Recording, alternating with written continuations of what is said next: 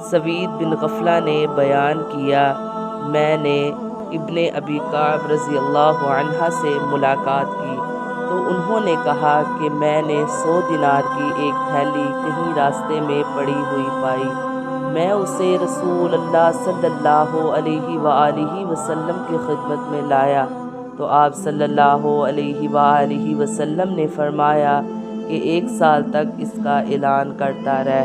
میں نے 1 سال تک اس کا اعلان کیا، لیکن مجھے کوئی ایسا شخص نہیں ملا جو اسے پہچان سکتا، اس لیے میں پھر حضرت صلی اللہ علیہ وآلہ وسلم کی خدمت میں آیا۔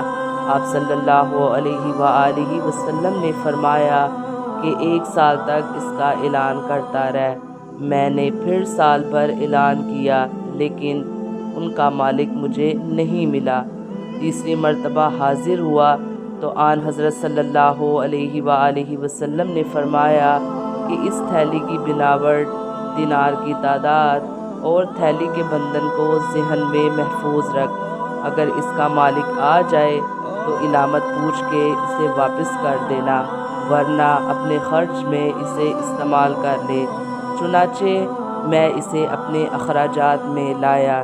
شعبہ نے بیان کیا کہ پھر میں نے سلمہ سے اس کے بعد مکہ میں ملاقات کی تو انہوں نے کہا کہ مجھے یاد نہیں رسول کریم صلی اللہ علیہ وآلہ وسلم نے 3 سال تک اعلان کرنے کے لیے فرمایا تھا یا صرف 1 سال کے لیے۔